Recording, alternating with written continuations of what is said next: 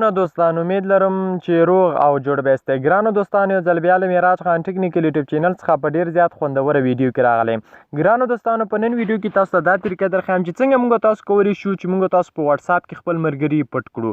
نو دوستانو تاسو راسره دغه ویډیو تر پایه پورې وګورئ. دوستانو که چیرته تاسو زموږ په چینل کې نوي یاستئ او تاسو تر اوسه هم معراج خان ټیکنیکل یوټیوب چینل نه وي سبسکرایب کړی، نو په ډیر زیات په درنه باندې هیله کوم دوستانو په ویډیو کې په سره خط باندې لیکل شوي سبسکرایب د سبسکرایب باندې دوستانو تاسو کلیک وکړئ او په خوا کې کوم بیل نشان چې روزي په هغه باندې کلیک وکړئ او په حال باندې کلیک وکړئ. په دې سره به زموږ هر بني ویډیو تاسو ته په وخت سره در رسیږي. ها دوستانو دغه ویډیو لازمي لایک کړئ، د ویډیو لایک کول ضروري دي، باید ویډیو تاسو لایک کړئ. نو راځو دوستانو ویډیو شروع کوو چې څنګه موږ تاسو کولی شو چې په واتساپ کې موږ تاسو خپل ملګري پټ کړو. یعنی دوستانو که چیرته زموږ تاسو واتساپ بل څوک استعمالوي، یعنی زموږ تاسو موبایل بل څوک راخلي، زموږ تاسو موبایل رور یا بل څوک راخلي، نو لا هیڅ څخه چې موږ تاسو خپل ملګري پټ کړو او هغه چې موږ تاسو ملګري ونه ګورو چې د چا سره میسیج کوي. نو په دې طریقې سره موږ تاسو کولی شو چې خپل ملګري پټ کړو. نو بیا چې زموږ واتساپ یا زموږ موبایل څوک راخلي، یا زموږ واتساپ ته څوک داخليږي، یا زموږ رور ته داخليږي، یا زموږ ملګری ورته داخليږي، هغه باندې شي کولی چې زموږ ملګري پیدا کړي. یعنی ځینې ملګري به موږ پټ کړو، هغه ملګري بیا دا نشي کولی چې دغه ملګري مو پیدا کړي چې د دې ملګرو سره خبرې کوي، نو هغه ملګري موږ تاسو په دې کې پټولی شو. نو دوستانو راځو چې څنګه کولی شو خپل ملګري پټ کړو.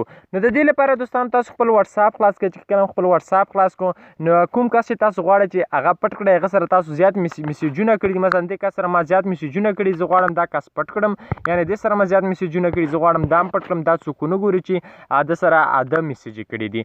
او مونږ یوازې مونږ کتلی شو چې د کس سره مونږ میسیج کړي دي او بیرته مونږ دې ځای ته راوستلی هم شو، بیرته مونږ سره میسیج هم کولی شو. نو چې کله دوستانو تاسو په دې کس باندې به تاسو کلیک وکړئ، چې کله په دې باندې کلیک وکړو دلته دوستانو تاسو ته اپشن راځي، ګورئ ستاسو ځای کې اپشن راغی، نو تاسو په دې باندې کلیک وکړئ. چې کله په دې باندې کلیک وکړو، ګورئ دوستانو هغه کس چې دی له دې ساحې څخه چې دی ورک شو. ګورئ دوستانو زه بل انتخابوم، دا هم انتخابوم.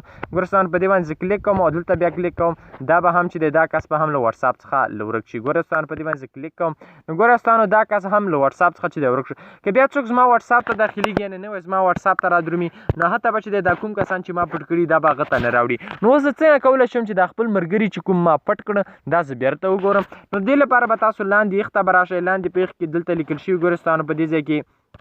نو دوستانو تاسو به دلته کلیک وکړئ. چې کله هم دلته کلیک ګورئ دوستانو هغه زموږ دواړه ملګري چې موږ پټ کړي هغه دلته راغلي دي.